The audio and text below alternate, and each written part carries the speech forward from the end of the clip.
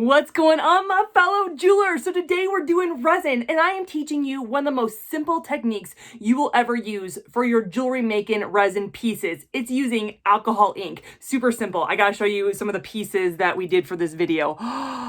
It's like a masterpiece. I don't think I could ever duplicate that again, which I'm bummed about because it's gorgeous, but oh my gosh, isn't that beautiful? And then here is another one.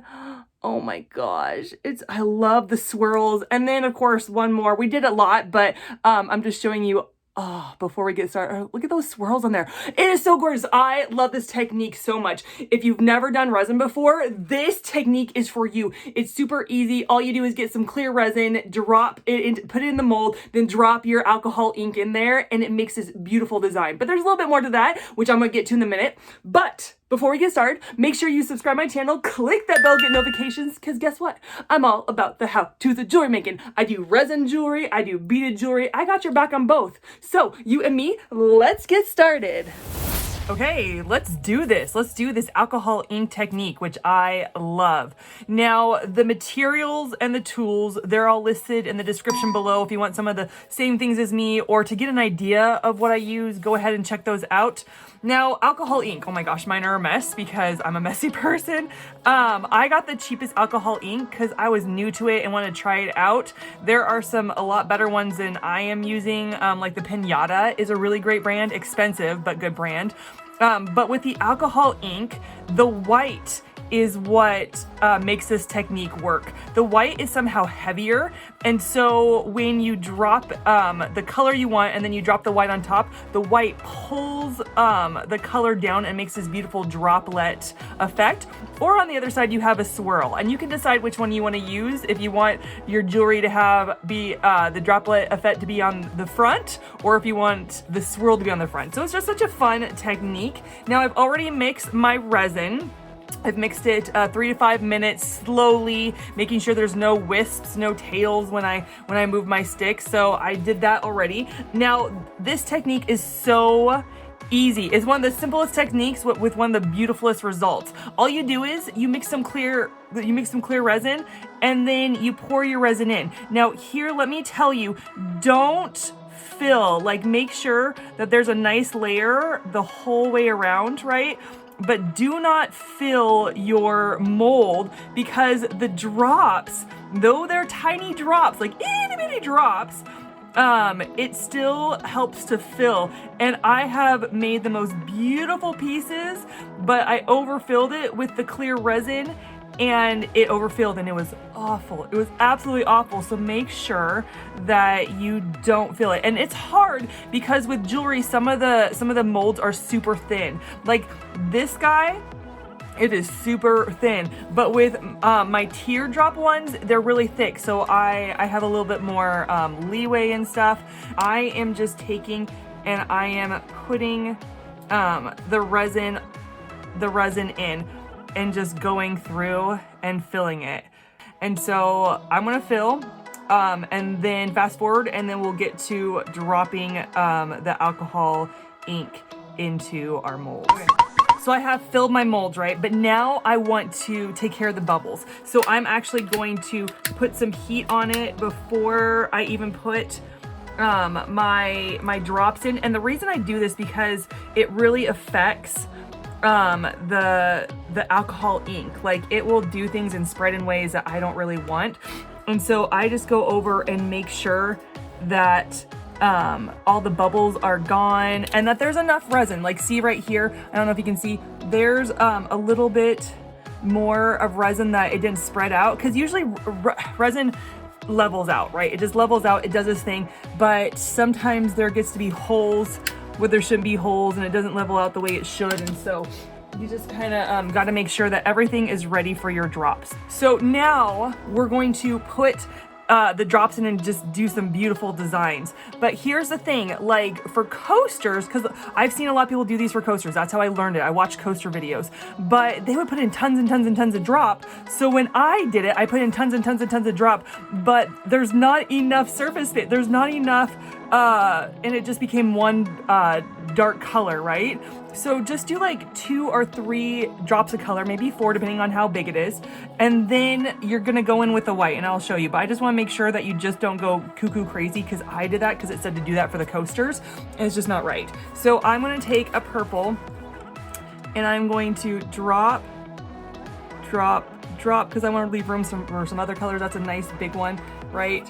And then I'm gonna go in with my white and do drop, and it's going to, and make sure you shake up your, oh my goodness, because it likes to have a darker consistency at the bottom, right? Like it kind of sinks in. Oh, I did not do that uniform because it's upside down. Ooh, I don't like it when they're upside down. It just drives me nuts when they're not facing the same way, because I don't do it the same way. Oh my gosh, I like uniform, and so it drives me nuts when I can't. And I might do, it's a little bit spreading out. See, like that's what I'm talking about. Like the resin just spreads out a lot. I might just do a little bit of blue. Blue and purple I think are so pretty together. So I'm gonna do a little bit of blue here, a little bit of blue here, a little bit of blue here, a little bit of blue here. And when every time you hit it with a color, you gotta hit it with the white, okay? And so we're gonna hit it with some color. I might have got too much color already. And you can even, yeah, just hit, the white is great because it grabs a hold of the color and brings it down, and that's what you want. And so now I'm gonna go over and just do some blues on this guy. So a little bit here, a little bit here, a little bit here, a little bit here, because it wants to spit. And so if you're doing different colors, you got to be careful so that you're not spitting, like if you have a red, you're not spitting green into it if you don't want green and stuff. And so I'm doing my color, and then right over the top, I do a white. And I can actually go in. I can actually go in and do all the colors I want, and then do white over the top.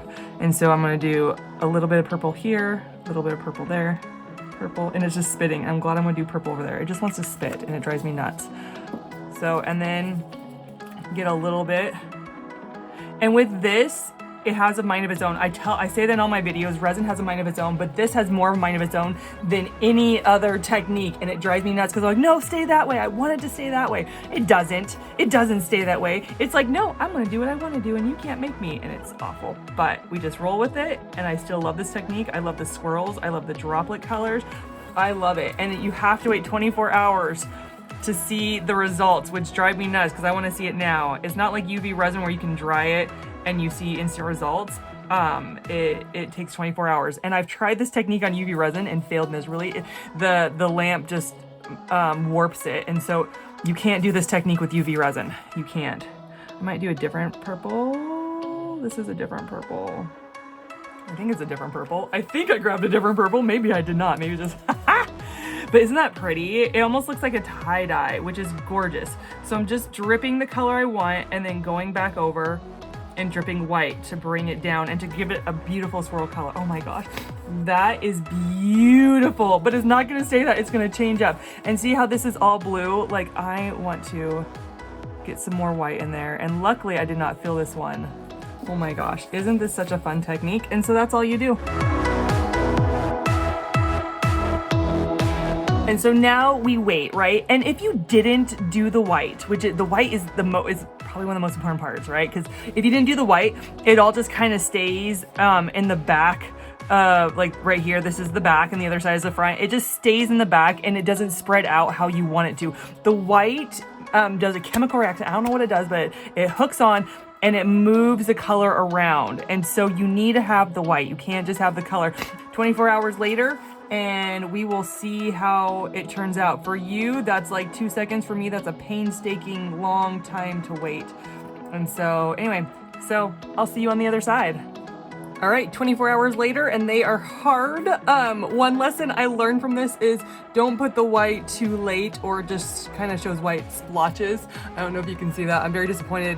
After I turned the video off from yesterday, I just added in a couple white just to use up some of it, and it just didn't sink in. It was just already drying. And make sure that you add the white not after it's been drying for a while. Anyway, so let's demold these babies. These look gorgeous. I'm excited to see the other side. So let's look at the other side for these guys. Oh, Do you see that? How fun. Like, this is a fun one. It's maybe not my favorite, but resin has a mind of its own. It totally has a mind of its own.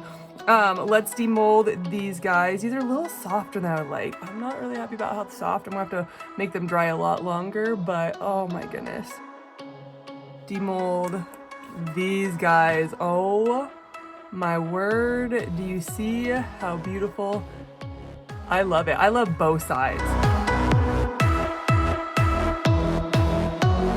I gotta pick which is the front for you and which is the back for you. Technically, in the resin world, this is the front, but you do you. And then these guys, demolding is one of my favorite things ever. This is stunning. Oh my word. I love it. I think I like this side better. Look at that. And let's see, it's copy, so it makes a heart. These two make a heart. So we have that. Oh, let me put the, oh my. These are gorgeous. Aren't these great? I love this technique. It's so easy, so simple. So let's go to the outro. Oh my goodness, I love these. They are like a masterpiece. They are like gorgeous. I love what the alcohol ink did and how it spread out. Now there was one I was like, not so great. But the other ones I'm like, mwah! I love it, I love it, I love it. Now I want to hear from you. Comment, share, like, what do you think? How easy do you think this is? Also, I sell jewelry and I sell beads. You can check out my Des Butler jewelry, and I sell beads on there, and I sell jewelry. It's just getting started, so there may not be a lot on there, but I am doing it now. I got my own business, which leads me to the next point. I love praying for my viewers. I love praying for you, and I've been hearing from you guys about you guys starting your own business. And some of you have already had a job, but you feel like this is the direction you need to go. And I feel really led to pray a blessing over your business, whether it's a new endeavor, whether you've been doing it for a while, but I want to pray over you and your business. So God, I thank you, God, that you are a creative God, that you gave us that gift to be creative. God, I pray for those that have a business, God, that they have to put on so many hats. They have to be the creator. They have to be the website designer. They have to be the video maker. They have to do so many things.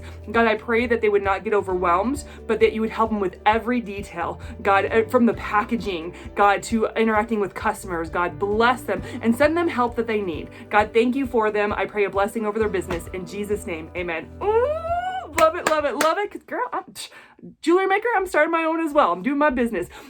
Now, one last thing, and I'm going to get out of your hair.